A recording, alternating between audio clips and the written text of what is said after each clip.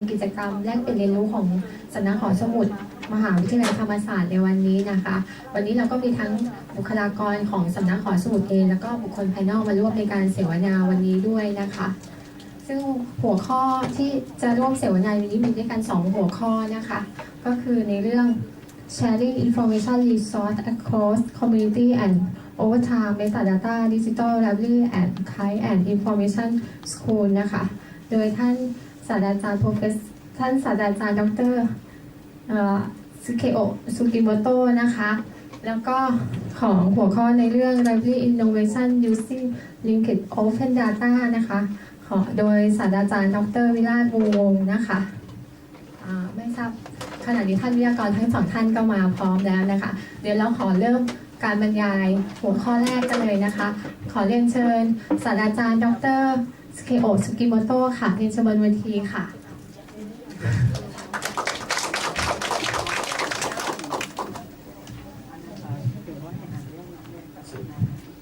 You hear me? Yes. Thank you very much for introducing me. I'm sorry that I do not understand the Thai. So, so I have 1 hour, and I don't remember when I came here. About 1 year ago. Yes, and so thank you very much for inviting me again, and thank you. And this is my great pleasure, and I'm very happy to meet you again. And so let me start. Actually, this title is in this week, in the first half of this week, I was in India and I gave a talk in a conference, and it was a lecture titled the Sarada Ranganathan lecture series, and it was the 3 days lecture, 1 hour for a day, and I showed the presentation slides, and I will try to fix my talk into 1 hour. And so my English is not my first language, so I will try to speak clearly. But if you have any difficulties, then please raise your hand and stop me. And perhaps Dr. Vilas will help me. In the case I have some difficulties speaking English, I will speak in Japanese and he will translate into Thai. So I have given his responsibility here. Okay, then let me start. So here, this is my personal background. So I was born in Osaka, and my education is in computer science, the information science, that is engineering faculty. And so actually in the conference this week, we had some discussion about the name of the information science. And so in the US, mostly the computer science department are named computer science, but these days they are shifting the computer science to information. So they are renaming or they are adding information in their names. And on the other hand, over these 10 or 15 years, the library schools in the US went to move to information schools. So in the last part of this talk, I will mention about that. And so in Japan, the department that I graduated was founded in 1970. It is one of the oldest computer science department in Japan, but from the beginning, it was named information science. And so once I asked the students asked why that department was named as information science, but not computer science, because at that time, computer science was much popular in the US. And the information science was the term used in library community in the US. And so when we asked, the answer from the very senior professor then was that we do want to research about information, but not computer as a tool. So the subject of the research area is information. That was his reply. So at that time, Dr. Vilas was also a student in Tokyo, and I was in Kyoto. So So now the computer science and the library information science is coming closer. Okay, so my background is in that engineering and technology side, but I've been working at the library information science school since '83, so nearly 30 years. So I'm familiar with what is library information science, but the viewpoint of library or the library information science is from the technology side, I think. Okay. Then here's 3 topics today. The first is the digital archives, and the second one is metadata, and the third one is the library school to information school. Okay, so let me start the first one. So digital archive. The digital archive, I'd like to give some definitions. So the collection of digital resources, either born digital or turned digital.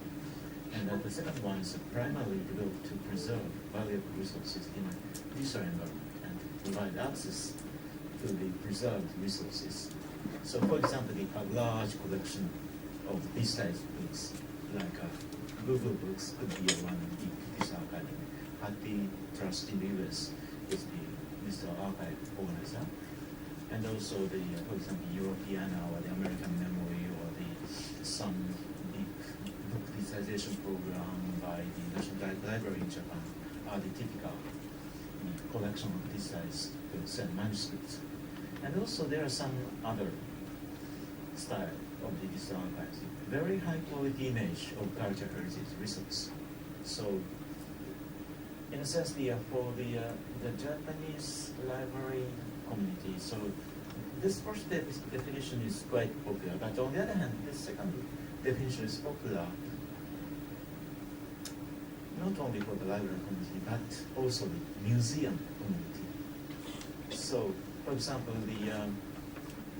the Tokyo University team came to Cambodia and they digitized Angkor Wat, a big temple in the Angkor Wat. So they used the very high technology, sensing technology, and also they applied virtual reality technology to make the sensed data visible for human beings. So that is very high quality digitization. So that is not a book digitization. And in the case of the book digitization, for example, the Google Books or the National Library cases, they use, some not low quality, but some, reasonable quality digitization technology, and they do digitization in reasonable cost. So in the case of the very high quality digitization, the quality is,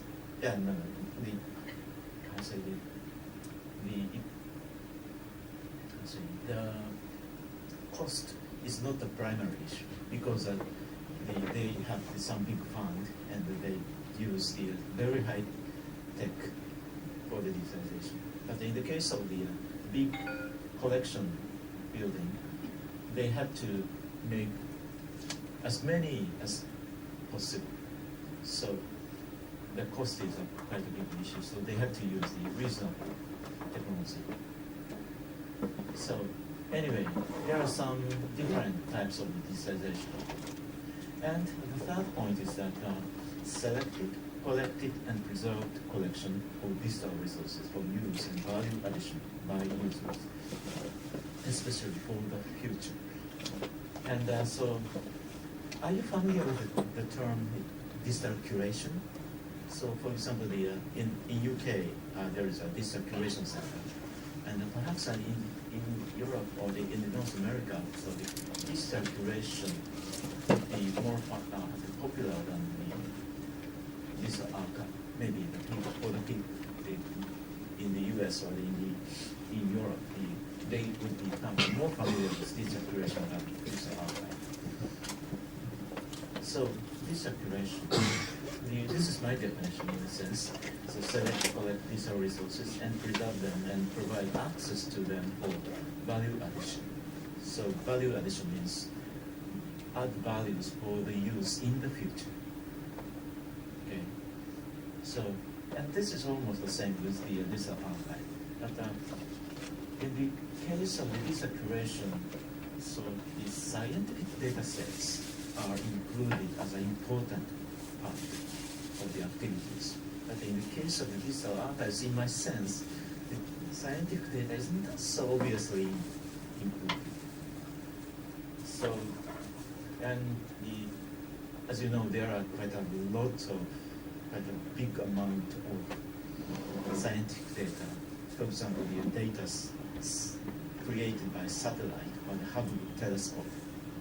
That is, those data is very important. And we cannot recreate that data. Okay. So, and we have to preserve the data for the future. So, and as you know, the digital preservation is an important issue, but quite a difficult issue because of the change of the technology. Okay. And also there is a big activity by the U.S. government, data.gov, and also, for example, the e-government, which is not a new term. That is, sometimes it is a buzzword, but this e-government was very frequently used in the 90s, late second half of the 90s. And so all of the government have been keen to, move into the digital government. But it depends on the governments. So in the case of the Japanese government, they are very slow. So maybe a Singaporean or the Korean government was a good, students. Okay. So, and these archives and some discussions. So these archives of cultural heritage are important for anyone, not only because they provide access to the valuable resources over the internet, but also because anyone can add values to those resources. So this value addition, the second point, is quite important. So in the traditional museums, the valuable things are located in museums, and the people can come and see them and enjoy them, and the researchers can come to the museum, and also they do their research using the materials. But that access is quite restrictive. But in the case of the digitized, once digitized, anyone can use, and anyone can use those terms for new values. So that is an important point. And another thing that, in a sense, that is my concern is that, so for example, the national libraries and national museums have been big, important players for digitization.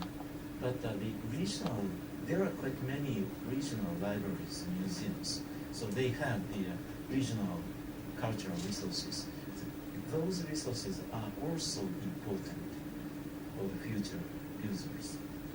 Okay. But the regional and cultural resources, including the intangible resources, are valuable, but are likely to be lost or ignored. And for example, the theater performance of dance and dialects or language, those things are sometimes easily lost. So,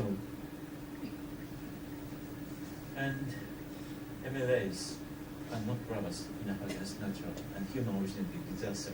So here in Thailand, unfortunately, you had a big flood last year, and I received a picture from Dr. Vilas about the AIT. The AIT library was under the water, and their resources were heavily damaged.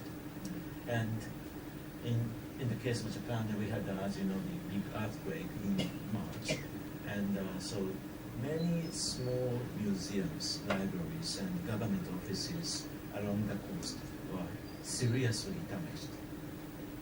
So, in a sense, we know that digital archives are important, but digital archives have been done or developed by the national institutions, and but these regional things or the regional MLAs or memory institutions need to be, put in the scope for the digital archive. And digital archives has a crucial role of many kinds to keep heritage resources safe for the future. So one good thing, one advantage of this archive is that we can make multiple copies. Okay. So of course, the digitized content is not the original one, but even if the original physical stuff is lost, we can also see or enjoy the original one using the copies. Okay, so the multiple copies is a crucial point. And so concerns regarding smaller regional organizations or institutions that regional resources are likely to be ignored or forgotten. And smaller memory institutions are facing more dangers than larger institutions. That is my guess, but in a sense, I think that is true. And so natural and human originated disasters, and also shrinking population in the rural area. So, especially in the case of the Japanese housing situation, we are quite very rapidly aging country. So the population pyramid is not pyramid. The pyramid is like this shape, but our shape is like this. So that means we are losing the culture that we kept by the senior people. All right, okay. So especially the rural areas aging. And regional memory institutions are facing programs of many kinds: financial support, human resources, and English diplomacy. So the big institutions can solve, but the smaller institutions cannot solve by themselves. Okay. So some lessons learned from the disaster, and so the second point is. Okay, so after the disaster, there were some activities to save materials. But on the other hand, what I learned is that the second point, so the physical treasures and objects are easily lost. So I think that, so I guess you would be able to imagine the physical things like books or the CDs or the sculptures or the pictures could be lost by, say, disaster. But, so if you digitize and put the digitized files only on your local server, that is not safe. So actually I didn't, so yeah, I'm very simple. So, okay, so what I learned is that many PCs and servers are lost by the tsunami. So simple digitization is not a solution. So we need to make multiple copies, or we need to put the digital copies in a very safe place. So we need to do that. Actually, so here I wrote some save activity, and so some people came to the disaster area and participating in saving the paper documents. So they go into the disaster government office and get some papers and dry them and restore them. And on the other hand, some company people try to recover the disk. Yeah, find the PCs in the disaster area and get the disk out and then recover it. Of course, both of them are not perfect. But, so before those saving activities, we should keep the contents in a safe place. That is more important. Okay. So, right. So after the quake, especially since the end of the last fiscal year, there is some digitization, the digital archive development activities started. So Actually, we had another big serious earthquake in 1995, and Kobe University had a very rich experience for the digitization and also the archiving of the physical contents about the quake. And now the national institutions like Tohoku University and the National Library are participating in the building of the digital archives for the quake and tsunami. And some regional partners are also participating. So, and building digital archives to keep records and to use those records for disaster protection and management. So, actually, on one hand, archive of the tsunami is important as a memory, but also that is important for the protection against the disaster in the future. So, actually, this size tsunami or the quake happen once 1,000 years. That is not so frequent. So don't worry to come to Japan in that sense. And, so if you live 1,000 years, you need to worry about it. Usually we don't live so long. Okay. So anyway, this archive is quite important for research, policy planning and development, infrastructure and so on. Okay. All right. So these archive are quite crucial to keep cultural memory, and these resources should be duplicated or be located in a cloud. And what I learned is physical things are easily lost. So digital things have a very crucial role. And do not forget metadata. So I guess you can easily imagine the situation. For example, unfortunately, the AIT has some disaster. So the people can find some materials in the disaster area, but if metadata or the catalog is lost, it is very expensive to restore the resources. So assume that you have a museum of archaeological objects. So sometimes the archaeological object could be a part of the pottery. So imagine the situation. A fragment of the pottery is found in a disaster area. How do you distinguish this is important matter? The others are not just garbage.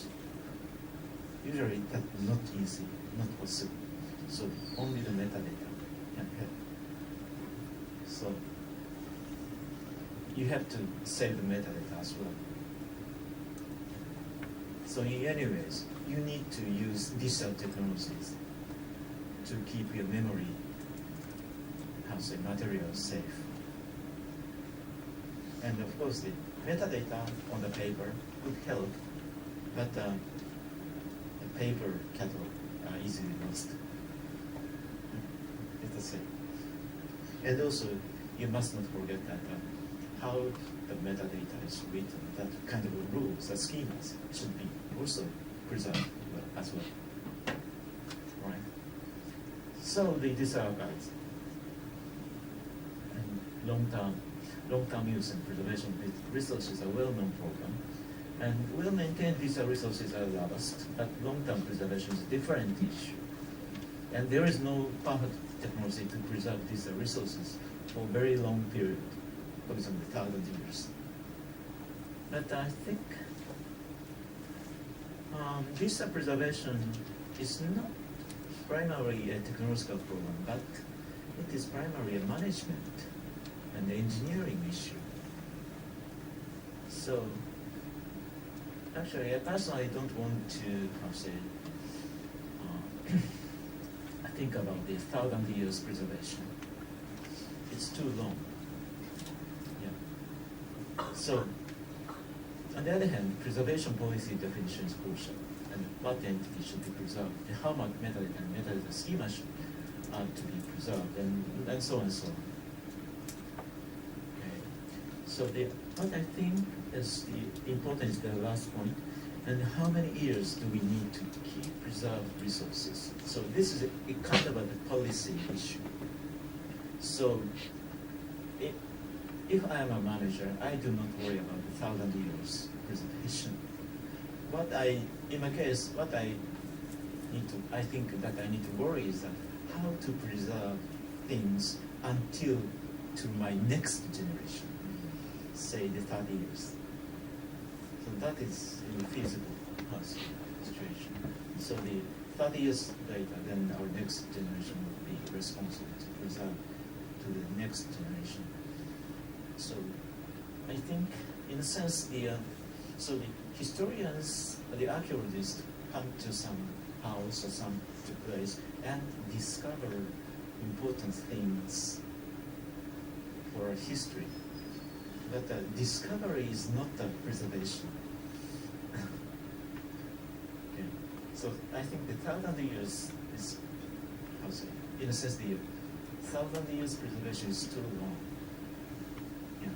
So, and also I have another example. So in Japan there is a big storehouse, the famous storehouse in Nara, and that is named the Shoso-in. Maybe some of you know. And the Shoso-in has stores the heritage material was collected by an emperor in 8th century, so more than 1,000 years. So that Shoso-in storehouse has been maintained by a big temple in Nara. So people in the temple was responsible to keep the things safe. So that was many generation management. So once we lose manager, the things will be lost. So that's why I think that the preservation is a management and engineering issue, not a technology issue. Okay. And another thing is that mostly the digital archives have been developed by large MLAs and self-contained system, but this model didn't work for smaller regional MLAs, like disaster experiences, and physical things are easily lost, and demands on robust and easy to use infrastructure for smaller institutions. So I think the robust cloud environment looks advantageous. So this is, I've been using this figure for a long time, so maybe some of you remember this figure. So this is quite a simple model of archive, and here the resources are collected and preserved, and then gives access to users. And so this part should be trusted. Then, in the case of the preservation, there are many years between collection and use. And then we need trusted archive, this preservation archive, so it has to live long. And usually the trusted repository is expensive, so people would like to share the archive. And if I put that figure in the current cloud environment, so here you would have your collect access functions, and beneath that layer you could have the preservation layer, and this preservation layer could be put on the Delta cloud. So basically, in my understanding, cloud is a layer. So, but in the real system, that is quite commercialized. So this figure would not fit to the cloud, commercial cloud. But my hope is that the government build that, the archive cloud, because the government need to preserve their governmental records and also the cultural resources and so on. So I think that the scale would be beneficial for the governmental development. And on top of that, you could build your own business systems. So some different visual archives. One is digital, how say the governmental records archives, and the second could be an, how say the art museum archive, and the third could be a library archive. So, and you can share the lower layers. This is a very simple mind, how say, architecture, but I think we need to move to this direction. Okay, so this is the first part, and mostly 30 minutes are passed. And any questions at this point? Okay, if no, let me proceed to the next part. And the next part is metadata. But I'd like to start why we need metadata. So actually, the title of the slide is Transitions of Services. So transitions of services at memory institutions from physical resources to digital resources, and from site-centric services to network-oriented services. And I think the digitalization is unbundling of content from a physical container. So this is the unbundling figure. So traditionally, library holdings are information resources packaged in a physical medium. So the library catalogs are about a physical thing, basically. So about a book that is physical stuff, about a CD-ROM that is also physical stuff. Okay. So these things are the object of description. So I wrote here the physical instance or a quasi-physical instance, because the file is not a physical instance, but in the library as a catalog rule that could be used as treated as a quasi-physical instance. Okay. So in a network digital publishing environment, content is separate from the media, so the content. So people access to the content but not to physical things. So this need not be, how to say, visible to the user when users are looking for a content. And also another important point is that users would use the content in different environments. Sometimes on small, as a mobile phone display, sometimes large PC display, and sometimes while driving. Okay. So we need to, how to say, think about the user environment. But in the case of the traditional library catalog, they do not worry about the user environment, just a book. So that is another different point. So this is the general question about how will users find, select, and access content? Is the granularity of this content the same? And what entities should be preserved? So traditionally, libraries preserve the books. But if the libraries are responsible to preserve the content but not the book, how libraries do handle that problem? Okay. So this is the, in a sense, the figure about the library information system. So you have the bookshelves and the books and some other stuff, and also you have the library catalog, and then put these things into a system and make the services available over the network. So this is the traditional library information system, a digital library. So building a library on a computer as a self-contained system, then this is the traditional sense. And that this model work in a cloud environment. This is one question. So you don't need to worry. So from the user's point of view, users don't need to, well, users don't want to see which system he or she is using.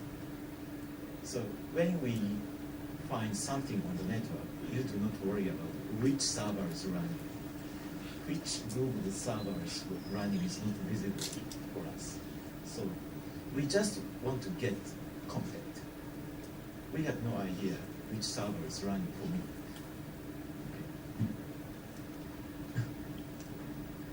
Okay, so unbundling of services. Okay, this is the above we have users, and then on the bottom there are some service providers, and then they are connected by network. So users get information contents from the cloud, and on the other hand, the providers, libraries provide their contents over the cloud directly or indirectly. So we no longer see, the users no longer worry about which server. And so the libraries are a bit worried about the users, but the libraries need to provide their services to the users and also to the third parties to extend their service functions. Okay, so anyway, the users, for example, some users from Alaska would access to the Thammasart library. So 20 years ago, you didn't need to worry about that, but now that happens. Okay, so implication of the unbundling. So anyway, now this unbundling, for me, this unbundling is the fundamental paradigm shift. Okay. Not just digitalization, but the digitalization. For example, 20 years ago, we digitized books and put the digitized image on a CD. So that is also a digitization. But that digitization is quite different from the network-oriented digitization, because the libraries have the books or the CDs in that, so the old model. But in the network-oriented one, libraries have no physical stuff. That makes a big difference. So in the network information environment, both contents and services are identified as resources, and concepts and conceptual instances are also identified as resources. So, okay. So this issues are connected to the linked open data things. And also, what I want to say here is that in the traditional cataloging, okay, so catalog is in some sense, physical instance, a paper catalog, or the catalog record. That is a physical instance. And for example, a subject term, or the subject heading term, that is a conceptual thing, or just a text string. But on the network environment, both the record, category record, and the subject term could be assigned and identified. And both of them could be connected as the same instance on the network. So that makes a big difference. So when you use the traditional library catalog OPAC system, the subject is just a text string or just a, classification code or something like that. But once that is converted into a linked open data format, then that subject term is also an instance. So from that instance, you could find many records in the same environment. So that will make quite a big difference. So linking these instances is crucial. So network of instance, as in a sense, that is a knowledge. So anyways, I like to mention that metadata is the key to identify the resources. And then come to the metadata things. So I guess you're familiar with this figure. So metadata is, this is a very simple definition of metadata. Just a data about data. But that simple definition is a flexibility to use the metadata for many different purposes. So different purposes of single object. Here's a book, but you have many different purposes, so you have many different metadata for the single book. So book reviews is also metadata, and catalog is also metadata. And on the other hand, the finding is metadata for books, CDs, and video cassette and web page, and also the some, I'll say,